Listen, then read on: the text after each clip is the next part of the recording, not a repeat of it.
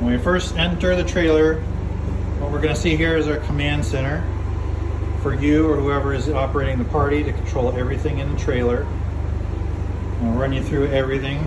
So right here we have our volume controls for all the TVs. 5 TVs inside, 3 outside, and these are arranged from your left is going to be your first TV, all the way down to the one on the way to the right is going to be the very last TV. Same organization here. This is going to be the TV at the front of the trailer, middle, and at the back of the trailer. And we have our generator controls. If you haven't operated the Cummins generator before, if it's been sitting for more than 4 or 5 hours, what you're going to want to do is hold down the prime button here for about 15 to 20 seconds, and you'll hear the fuel pump running. At that time, then you hold down the start button until it starts. When it's running and you want to turn it off, just hit that button again and it'll stop it. You see we've already put 10 hours on it. It's been running strong. And our fuel gauge. Right here we have a traditional 12-volt car radio to provide just background music. It's AM, FM, CD. I can tell you that the AM, FM reception inside one of these trailers is not great. So plan on either using CDs or Bluetoothing somebody's phone to it. There's also a USB in there. Somebody can plug in a flash drive full of music or an aux cord. The sound from this system is going to play through 5 speakers in here. We've got a subwoofer down below that it powers. And then there's also 2 speakers up here above the TVs that will play that music. And there's 2 speakers on the outside that I'll show you that also play the music. Next we have the contractor style strobes, which I'll show you on the outside. And then we have extra auxiliary lighting, which is see down below the bench. So in case somebody drops something on the floor, you just need more lighting, you can do that. It also lights up your logo on the back wall, which is pretty cool. And then we have our awning controls. Now the awning works regardless of whether or not the trailer is on. This is so if you do run out of gas at an event, you can still close the awning and drive away. And we have 3 zones of LED control. So our first zone here is going to be the upper.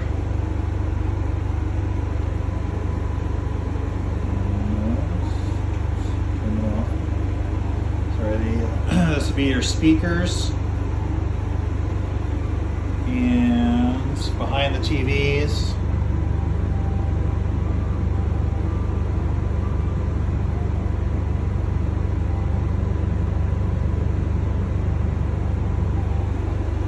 You can dial those into any color, turn them on and off, or make them do flashing modes.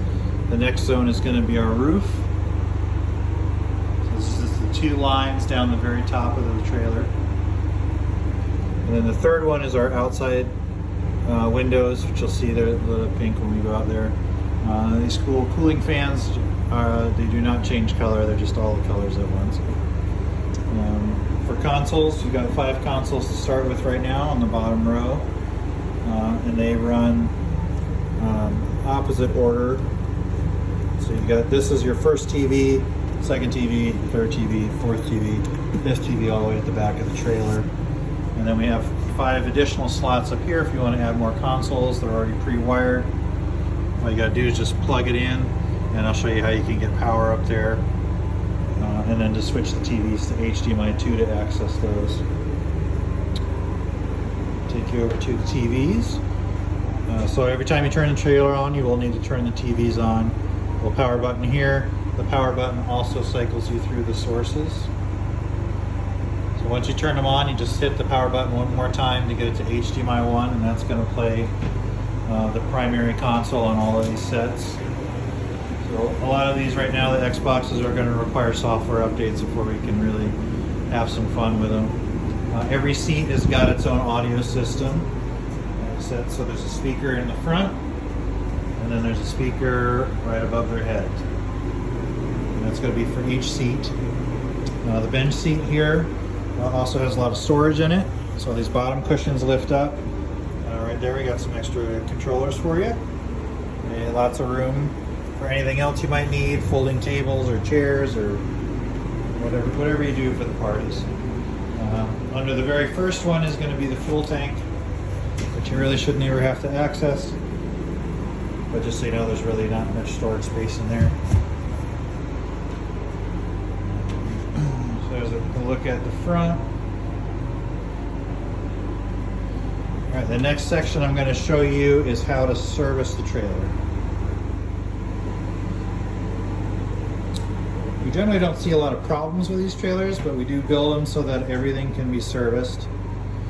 So if you do need to access game consoles or power cords for any of the outside TVs, you actually do it through the countertops. So these countertops will just lift straight up. Helps if you have two people because they are pretty big. You see they lift up, and then you can access behind there, which you'll see there's power strips for the TVs and the game consoles. And the larger consoles like the PlayStation 5, you actually have to take it out through this opening. It will not fit out through the window on the outside. And then we have our generator service down here. So this door opens up. There's our generator cabinet. This is our main power cord. So if you do have an area where you have a 30 amp 220 volt plug, the style is called a NEMA 50. You can unplug this end of the plug, and it's got about 20 feet of cord on it. It drops through a little hatch in the floor, and you can plug in the trailer and run everything off of that. And this is the battery right here, which starts the generator and also operates the awning. The generator recharges it. Also, whenever the trailer is connected to a vehicle, it recharges the battery, so that in either case you can get those going. Cord storage. Then we've got our breaker box. So we've got 4 zones in here. 2 for the air conditioning on the right. The other 2 are the one's for game consoles and one's for all the TVs. And it is actually possible to get up inside here, which we're going to do.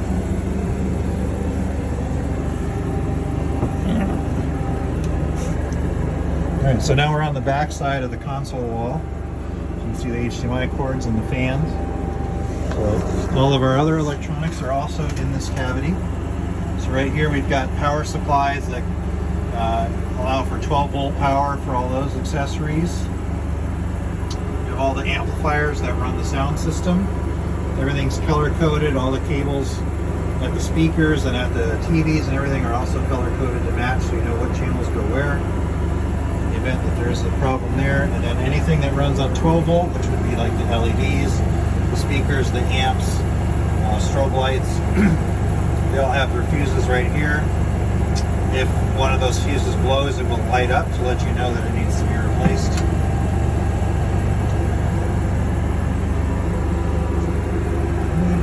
And if you do add us to the top row of consoles, squeeze around. So there's a power strip back here which has extra outlets for you to plug in the consoles. So you would just drop the power cord in through here and then into that. And then we've got these party lights that we put in for you. There's one at the back and one at the front. As you can see when you're looking in the trailer, all the laser effects kind of make it look like a big Snapchat filter in here.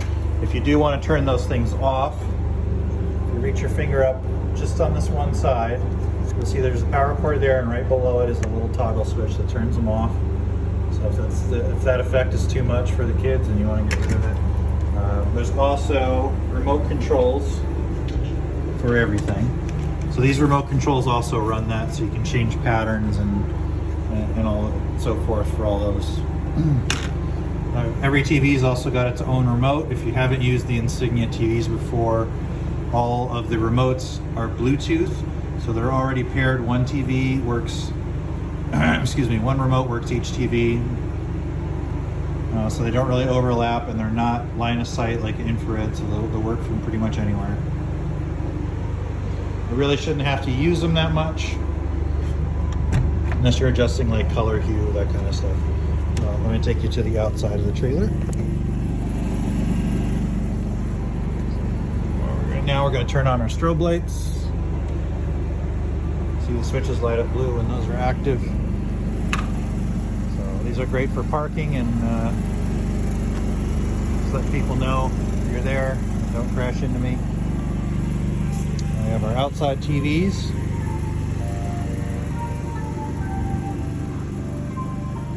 As you can see, the speakers above, the outside TVs have 3 speakers. That middle speaker on each one of those plays from the car radio on the inside, so it's just ambient music. And then in the middle one, we have another one of these laser projectors. It's a little hard to see with all the parking lights we have, but in pure darkness, it does quite a little dance floor back there. And then we've got our consoles up here. We've got Nintendo Switches on the outside units, and then the PlayStation 5 in the middle.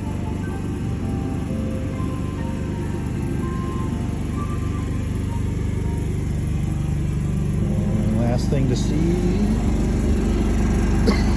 power jack. Raise and lower the trailer. Got a little light on it in case you're out at night. We have our generator over here.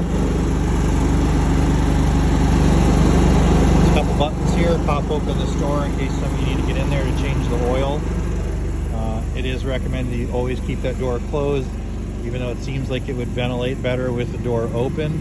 It does cause the generator to overheat, as it's set up to channel the air in a specific way. I think that's everything you need to know about your new trailer, and I hope that you enjoy it. Please reach out to me if you have any questions. Thank you.